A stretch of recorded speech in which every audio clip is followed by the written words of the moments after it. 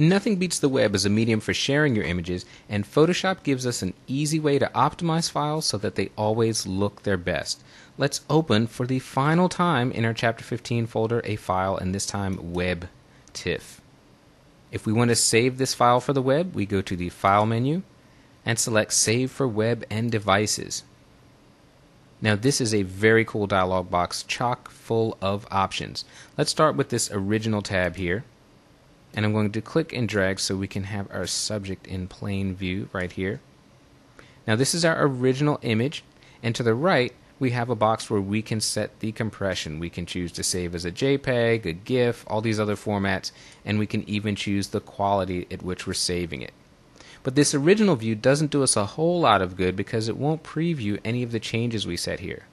To get that, let's click on this 2-up tab. I'll scroll this over, and now we have something to work with.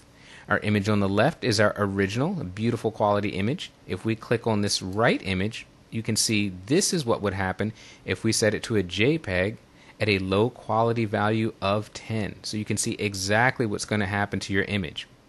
Down here at the bottom you can see the huge savings in file size. We're down to only a 133 kilobyte file.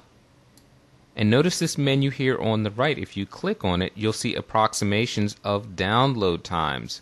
So if you're sending this to someone and they have an ISDN or cable modem or a T1 line, you can get a quick idea of how long it will take them to receive the file. But the image quality is absolutely horrible. So let's go and bump this quality up. Let's set it to high. At that value of 60, we have a much better image quality. A little bit of image loss compared to the original, but acceptable.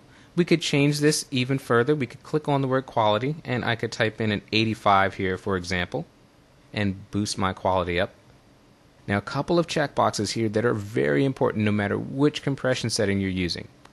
Check the embed color profile. That will embed the profile with the image, and we must have convert to sRGB selected. Don't believe me? I'll show you what will happen without that. Right now our preview is using the document profile. Now if you send this to someone and they're using Photoshop, they'll see the image. It'll look just like you're seeing it.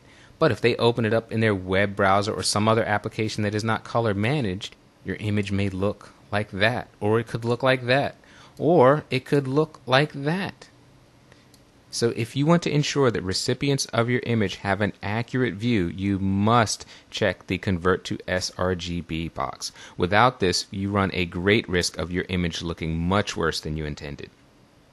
Down here at the bottom, we can see that we can change the pixel dimensions of the image. Right now it's at 100%.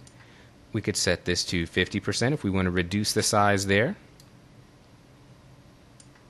And again, you have a preview of what would happen at various settings. Now, if just seeing a 2-image comparison is not enough for you, let's go to the 4-up tab. Now, with our original in the upper left, we can see a version at a quality of 85, a version at a quality of 42, and a low quality version at a value of 21. So you can choose from any of these options here. You can also preview these directly in your web browser. We have a preview button down at the bottom, and in this pop-up menu there's a list of all the web browsers I have installed on my system.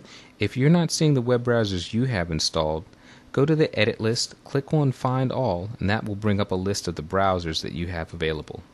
So you could actually click preview and this image will open up inside your web browser. Now once you've made your decision as to which image you would like to save, you simply click on it to highlight it, and we're simply going to go down and hit the Save button. I'm going to press the Return Enter key.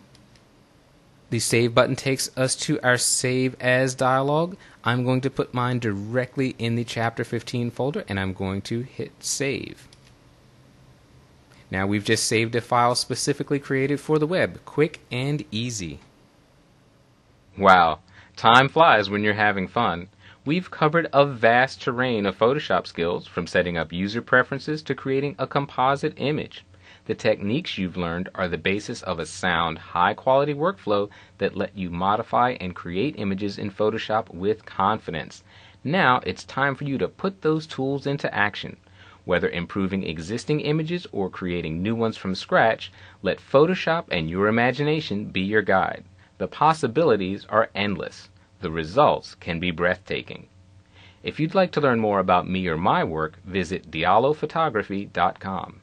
And once you've mastered everything in this series, be sure to visit TotalTraining.com to take advantage of more great training. On behalf of the entire team here at Total Training, I'm Amadou Diallo. It's been a pleasure working with you. And here's to continued discoveries in Photoshop CS5.